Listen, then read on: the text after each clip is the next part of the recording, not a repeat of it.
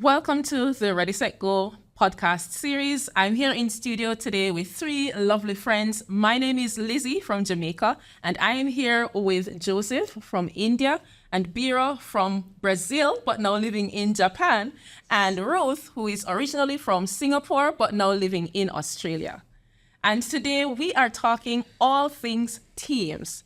We are here to explore what is a starting team, what does it look like to grow a team? And what does it look like to multiply teams? That's what the conversation is going to be about today. It's really lovely to have you with us today in studio. Thank you very much. So before we get started, let's just understand a little bit more about the basics of a team. Bira, can you help us understand what is a team? A team, we can say that it's a group of people that have the same goal, the same purpose, and they are accountable to one another. They are vulnerable to one another, and they help one another in this process. Very, very interesting. Do you have anything to add, Ruth? No, I think Bira said it really well. It's really people coming together and with the same goal and to work together. So it's great. Amazing. And I mean, if they're going to be working together, there are certain essential elements, right, that's going to support them to get to that goal. And so, Joseph, can you help us to understand what are some of those elements of it that makes it really, support the team to accomplish their goal? When you talk about a team, some of the key elements is like definitely you need trust. Trust among the team members is very important. You need ownership among the team members. The team members should have the feeling that this is my team and I have to give my best for the team. And accountability plays a vital part. So there should be accountability among the team members. Yeah. Wonderful.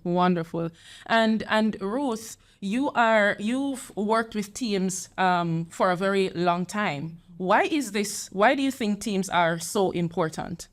Well, team is vital in our ministry, basically. I think if without a team, it's difficult to move. I think no man is one island, We all move together towards that one goal. With one person, it's just difficult to accomplish what we want to accomplish. It's just too big for us.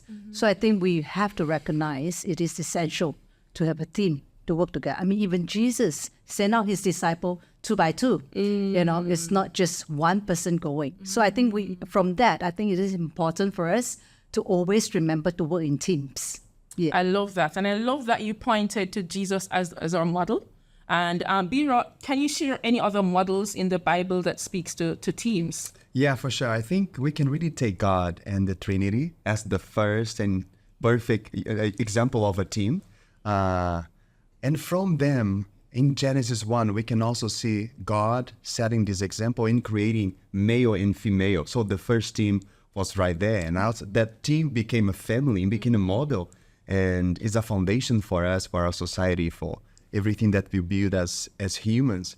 But I can also see in the Old Testament, like Moses, he sending these 12 spies to look for the promised land. We see God organizing the people of Israel in 12 tribes. And coming to the New Testament, we see Jesus, as Ruth said, setting teams and choosing people and inviting people for this journey together.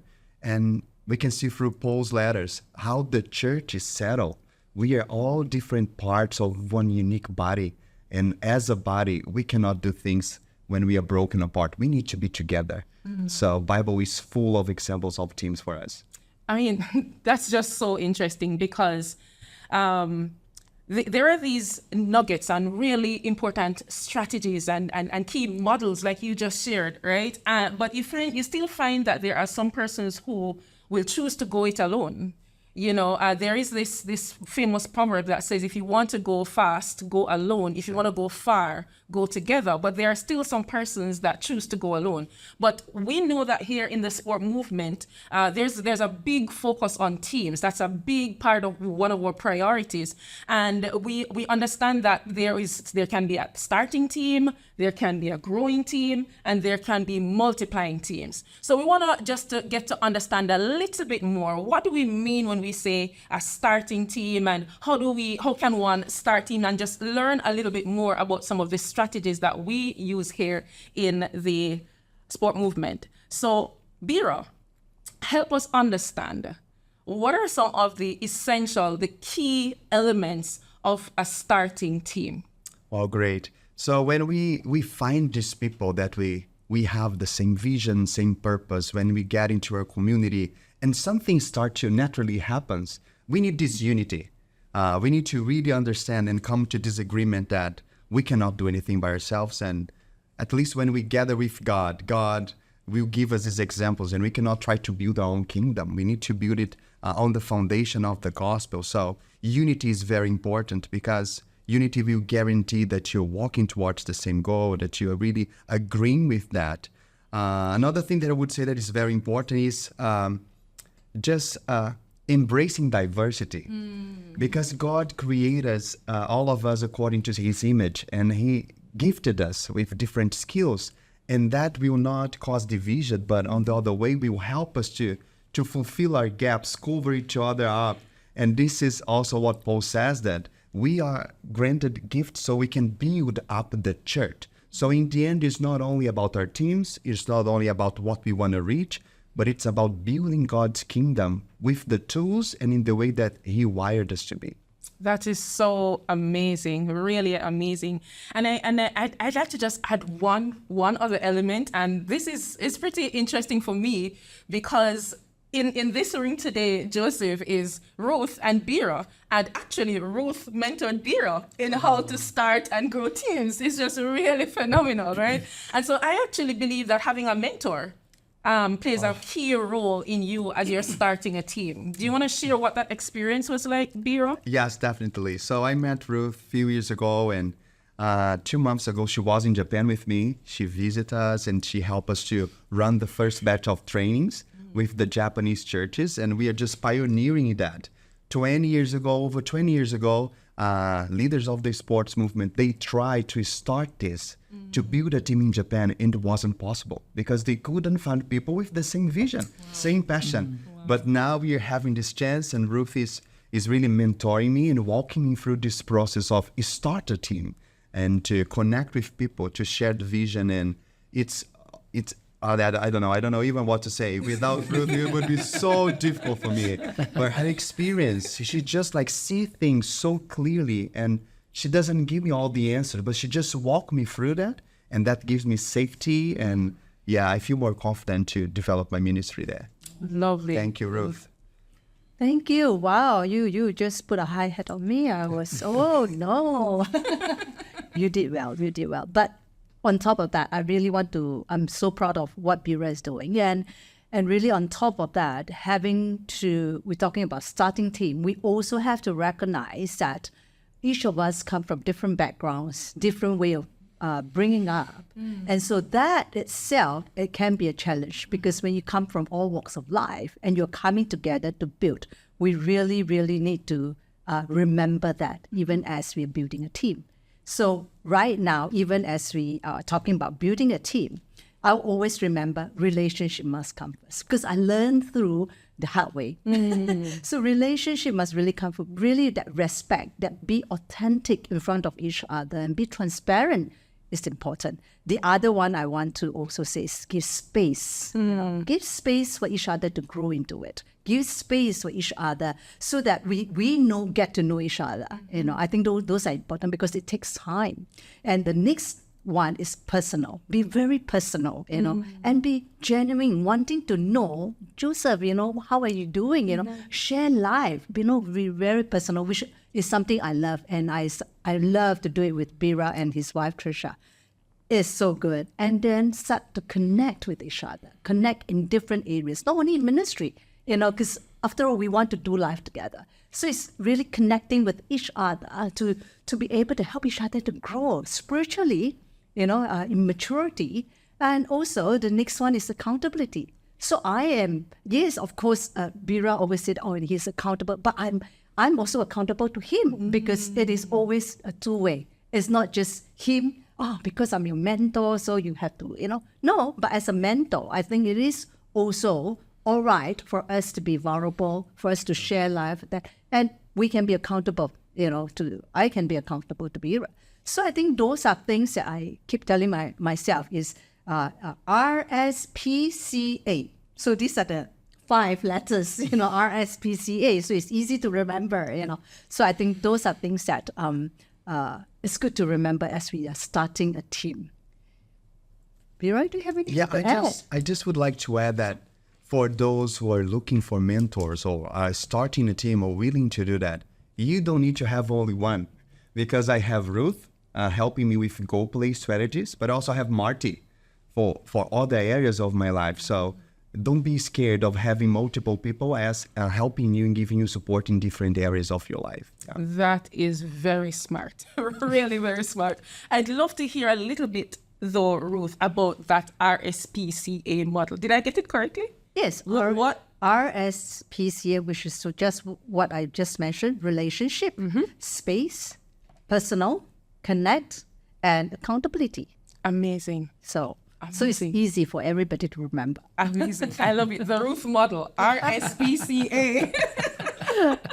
Amazing. Thank you so much for helping us to understand a little bit more about, what is a starting team and how to start a team with the RSPCA model. I love it. And let us go on over to South Asia and understand from Joseph, who is probably a little bit ahead on the journey, has gone through starting teams and now is growing teams and actually mentoring leaders that are growing teams.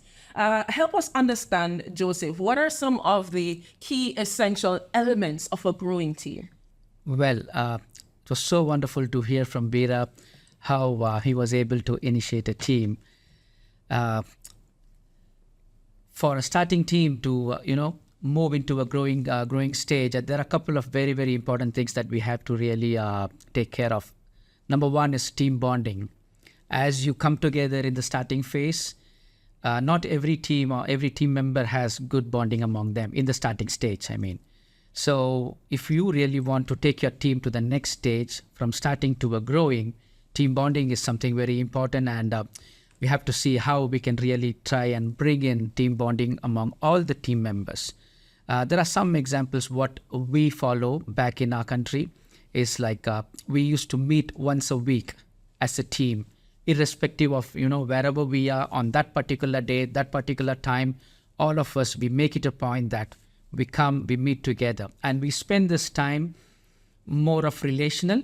At the same time, also spend good time in the presence of the Lord, worshiping together, trying to discover the Bible together and see how we can grow in the Word of God together. So when you start doing this over a period of time, automatically the bonding comes in.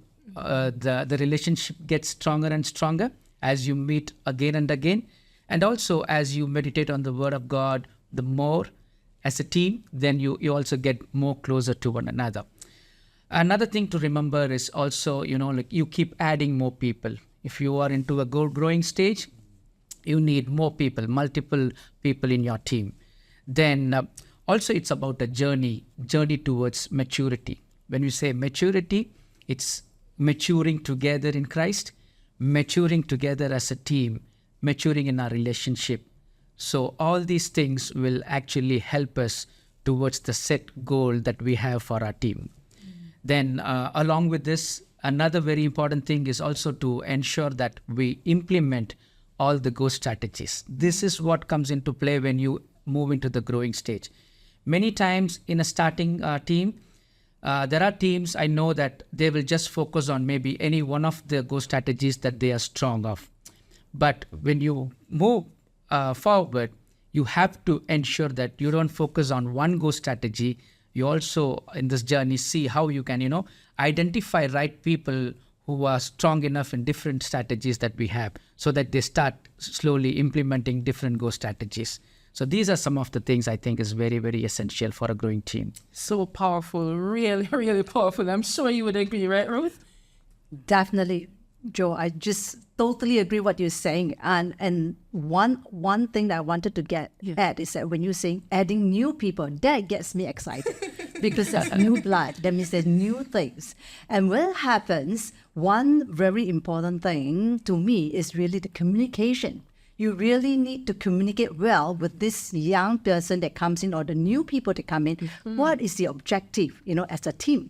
because this person is new. And I think those are things that I'm sure Joseph would have explained to them. Okay, now you're added into this team, and this is what it's really helping the new person understand where the whole team is moving. And the other very important word that I always remember when you're adding people into the team is P. Can you guess what is P? People? People. That's wonderful. Patient. That's right. Patient. He is your mentee. Patient, because this person is new. We cannot forget that this person is new and adding on to the team. So all of us in the team has to be patient with him, right? Or to them, all right? So that they know and give them the space to grow into what we want them to move into. So I think those are really, really important. Amazing. So 2 key elements that I'm hearing coming out is that relational bit, like the importance of relationships.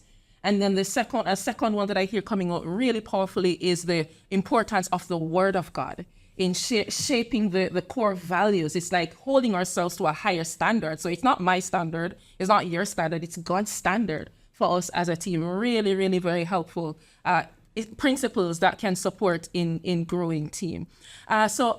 This is getting interesting for me because Ruth is Bira's mentor, right? But a good mentor, I know, will also encourage their mentee to learn from other contexts. So Bira, you are at the starting team phase, and here is Joseph. He's from another context, and he is into growing and multiplying teams. Do you have any questions that you would want to ask Joseph? I have many. I think I want Joseph to become my friend. Joseph, you're just talking about growing team, and Ruth just like reached the point I want to highlight also. So as you're being very intentional to creating this bond, to spending a lot of relational time together, and as you want to move to the next stage, you want it to become a growing team, and you are adding people. My question is there something specific that you do to keep the bonding, the values, and the rhythm of the team? Because something that also can happen when someone new comes, that they can change like the energy. They can, I don't know, the team like look like it breaks down a little bit, and then you have to build it up together. So every time you add someone new, like in some ways you feel like I have to restart again.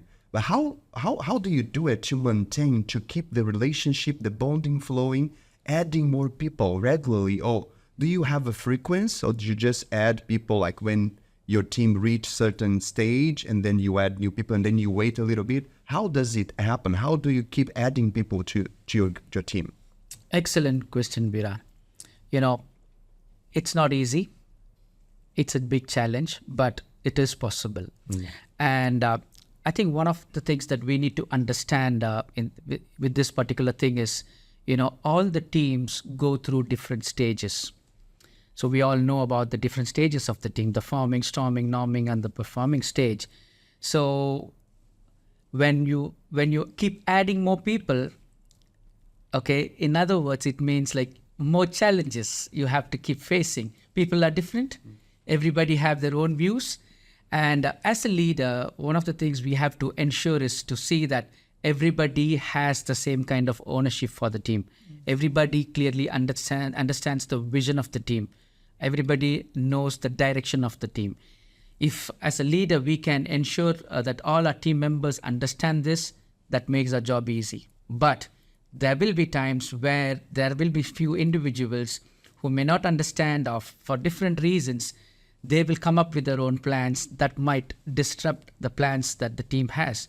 But this is where we need to again come back and see how can we set this thing right. So a couple of things what I followed is like, trying to spend as much time as possible with that particular person. And this has to be intentional. Intentionally trying to, invest time on people's life so that like we get stronger in a relationship. And also as a leader, as a mentor, I can see how I can help that person grow. In this process, that also helps the person to understand the vision and the direction of the team. Yeah. Oh, great. Thank you very much. So much wisdom in that. Wow. Saving it. I agree. As you were sharing, I actually remember when I first joined the Caribbean team, the Caribbean regional team, and this other team member and I, like, we're in strategic conversations, and I get really very passionate in strategic conversations, right? And so we're in the conversations, and he's sharing, and then I'm pushing back, and he's pushing back, and of course I'm just now coming into the team. And very quickly, the meeting went south very quickly, obviously, because I'm just coming in and I'm sharing what I know. And of course, I had to take a step back. And it's just like you're saying, what one coming in, the team needs to embrace, but also the person coming in needing to be conscious of who they are, what they're bringing in the space, and coming to understand what is the direction the team is going on and such. But then I find that as we went along, like the team, as we spent a lot of time together, as you said, Joseph, we began to understand each other. We understood how to communicate with each other. We understand each other's strengths. And so we make room then to hear what each other brings to the table based on their strengths. So really spending a lot of time with each other makes a huge difference when new persons come onto the team. Thank you so much for those words of wisdom, Joseph. So we've spoken about how to start a team. We've spoken about how to grow that team.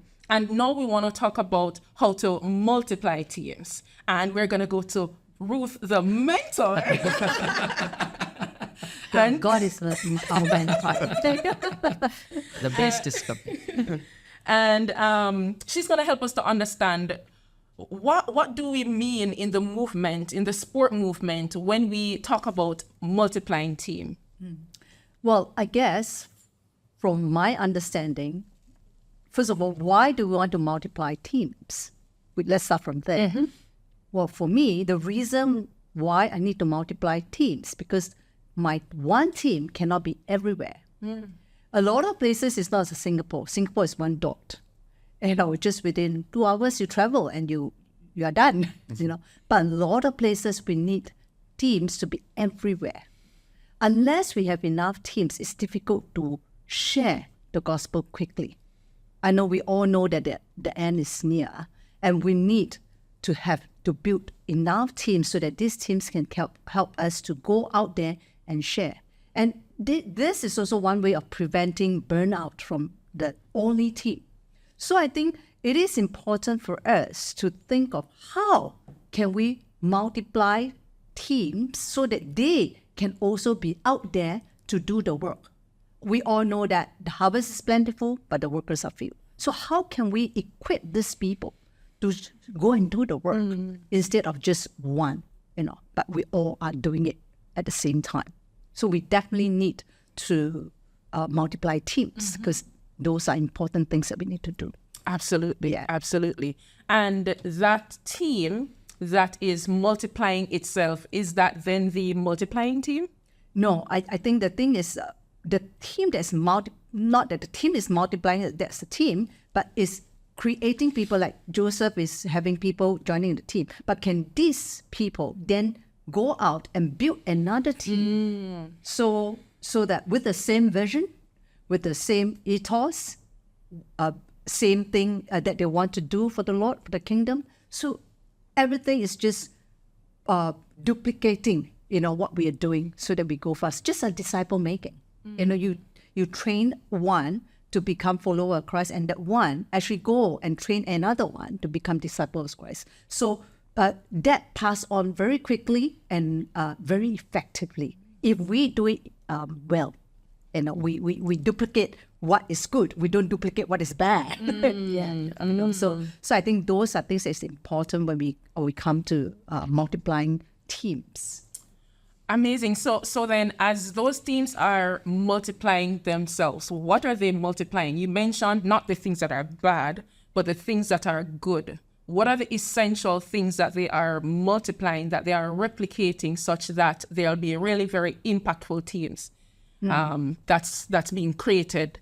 Yeah. So obviously in the sports movement, we multiply teams that are holding on to the 9 heart values that we have. I think those are important. We obey the Bible, we serve, and we work as team. These are some of the values that the movement have. I mean, we are in so many countries. How did we all come together to work together? It's all because all of us from different walks of life, from different organizations, have same values, the 9 heart values, which is so important. And I think if we can multiply this well, the heart values well, we will have teams that are doing exactly the same, wherever we are.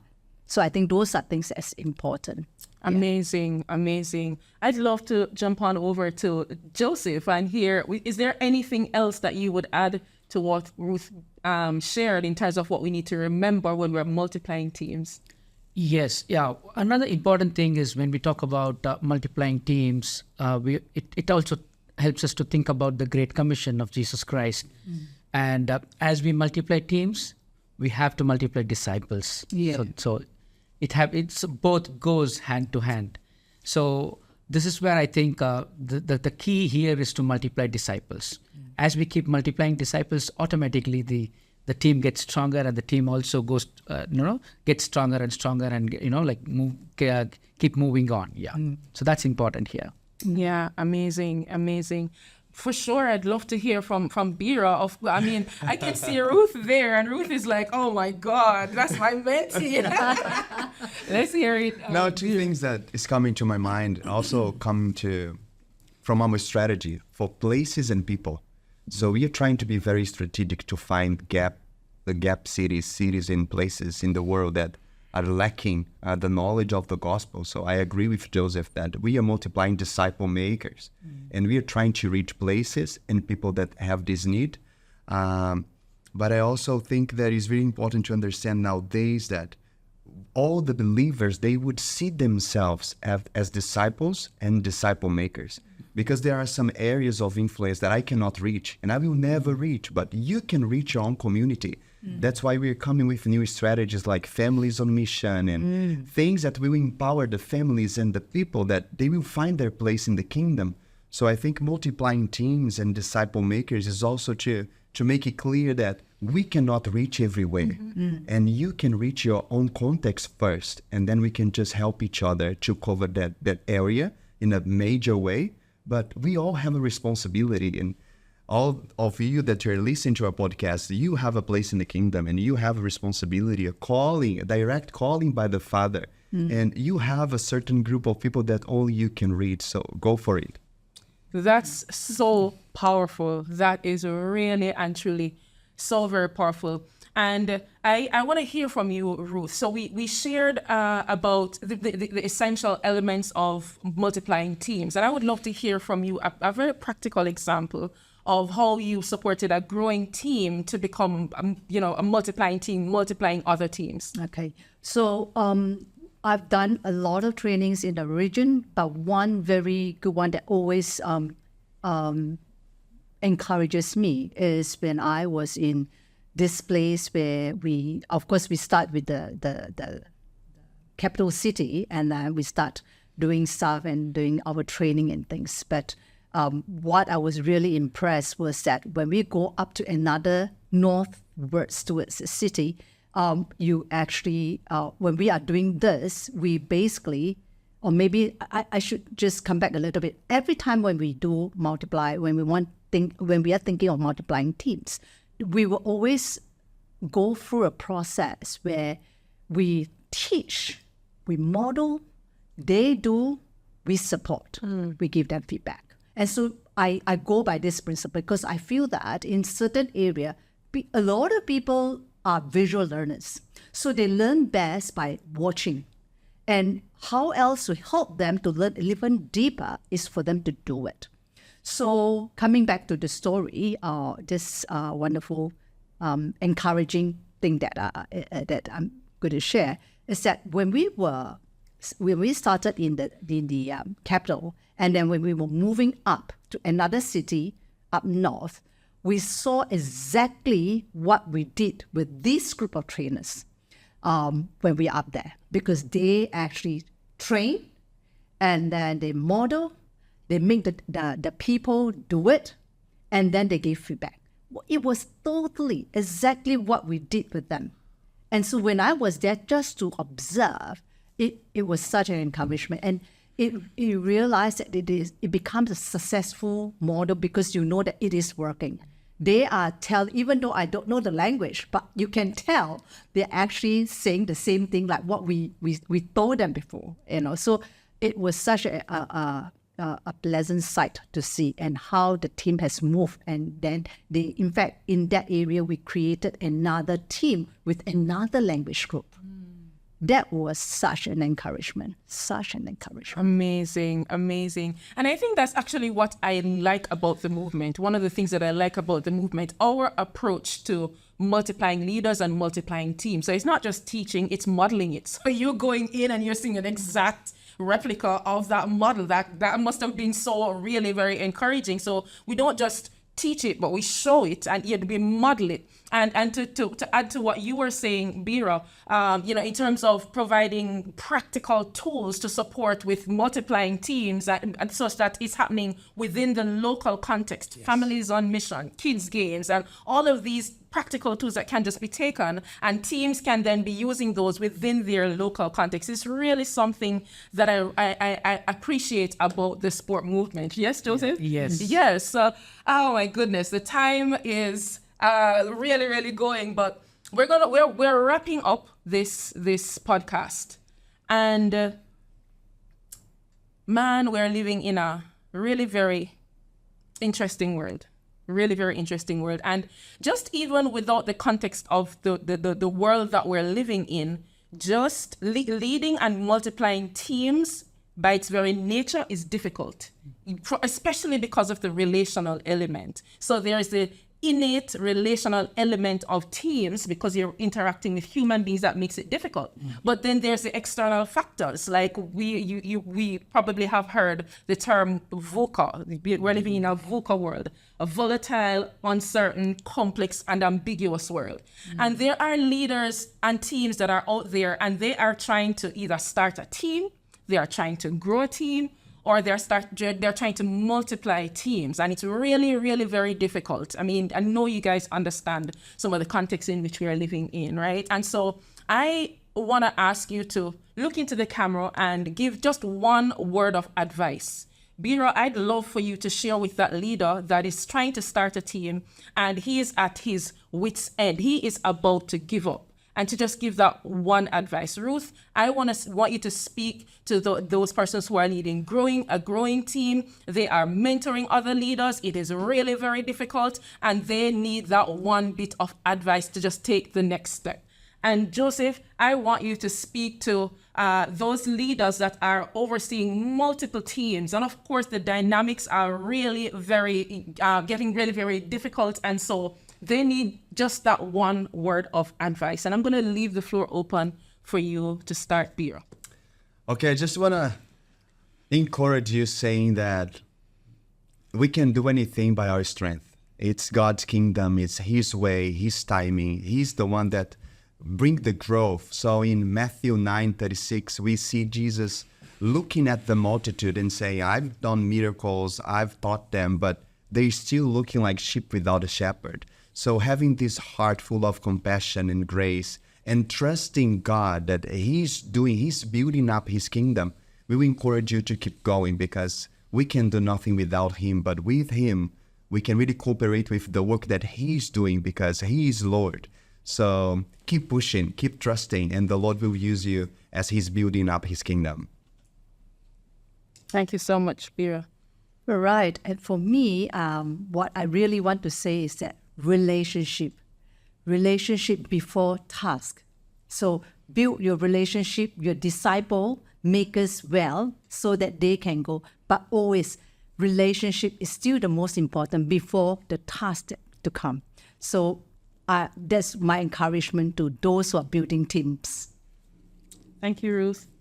Okay, from me, be intentional. Intentionally help new teams. Help them to move from a starting to a growing to a multiplying team. In other words, all the stronger teams can adapt new teams, so that you intentionally adapt a new team and help them move from one stage to another stage. And one more thing which will help in this process is team health check. Regularly, if you can focus on doing team health checks, that helps you in the process. Man, I always just love hanging out with you. There's so much that I always learn when I hang out around you. And I mean, today was no different. I'm really, really very excited that I get to spend this time with you. Thank you so much, Bira, Ruth, Joseph. Thank you. And thanks to you for joining us in this conversation today. Please do stay tuned to the Ready, Set, Go podcast series. And if you want to go deeper in this particular topic, there is more on readysetgo.world. See you soon.